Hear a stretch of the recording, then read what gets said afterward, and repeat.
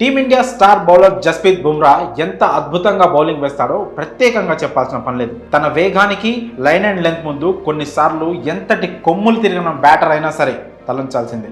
అలాంటి bowler swing లో ఉంటే హేమీ బ్యాటర్లే వికెట్ సమర్పించి వెనుదిరగాలి. అలాంటిది పాపం స్టార్ బౌలర్ కగిసో రబాడా మాత్రం ఏం చేస్తాడు? వికెట్ ఇవ్వడం ఒక్కటే అతని చేతుల్లో ఉంది. అనేక సందర్భాల్లో తన బౌలింగ్ తో వికెట్లను పడగొట్టి సంతోషపడిన రబాడా తొలిసారి తన వికెట్ గాల్లోకి లేచి డ్యాన్స్ చేస్తుంటే చూసి షాక్ అయ్యాడు. వామ్మో, వికెట్ తో ఇలా కూడా డ్యాన్స్ వేయిస్తారా అన్నట్లు ఆశ్చర్యపోతూ ఆ వికెట్ డ్యాన్స్ ను క్రియేట్ చేసిన బుమ్రాను అలానే చూస్తూ చిరునవ్వు చిందించాడు.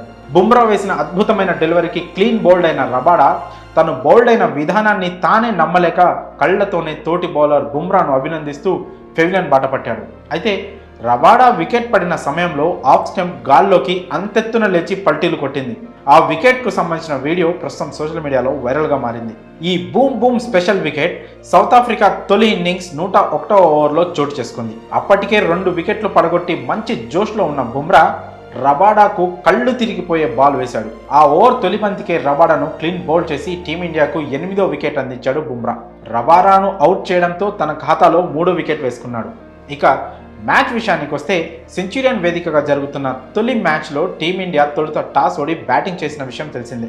సౌత్ ఆఫ్రికా బౌలర్లు అద్భుతమైన బౌలింగ్తో చెలరేగడంతో టీమిండియా కేవలం 245 పరుగులకే ఆల్అౌట్ అయింది. Team India star batter KL Rahul ఒక్కడే సెంచరీతో సత్తా చాటాడు. 137 బంతుల్లో 14 ఫోర్లు 4 సిక్సర్లతో 101 పరుగులు చేసి టీమిండియాకు గౌరవప్రదమైన స్కోర్ను అందించాడు.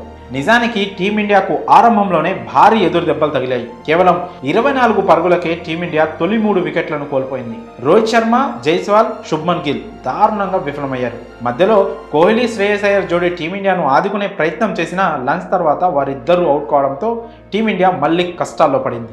అయితే కేఎల్ రాహుల్ మిగిలిన బ్యాటర్ల సపోర్ట్లో తీసుకుంటూ జట్టుకు కాస్త పర్వాలేదనిపించే స్కోర్ను అందించాడు. మరోవైపు తొలి ఇన్నింగ్స్లో సౌత్ ఆఫ్రికా మంచి స్కోర్తో టీమిండియాను మరింత కష్టాల్లోకి నెట్టేలా కనిపిస్తోంది. తొలి ఇన్నింగ్స్లో సౌత్ ఆఫ్రికా 9 వికెట్లు కోల్పోయి 408 పరుగులు చేసి ఇన్నింగ్స్ను ముగించింది. కెప్టెన్ బౌమా గాయంతో బ్యాటింగ్కు దిగకపోవడంతో 9 వికెట్లకే సౌత్ ఆఫ్రికా తొలి ఇన్నింగ్స్ ముగిసింది. మరి ఈ మ్యాచ్లో రబాడాను బుమ్రా అవుట్ చేసిన విధానంపై, అలాగే వికెట్ గాల్లో పల్టీలు కొట్టడంపై మీ అభిప్రాయాన్ని కామెంట్స్ రూపంలో తెలియజేయండి.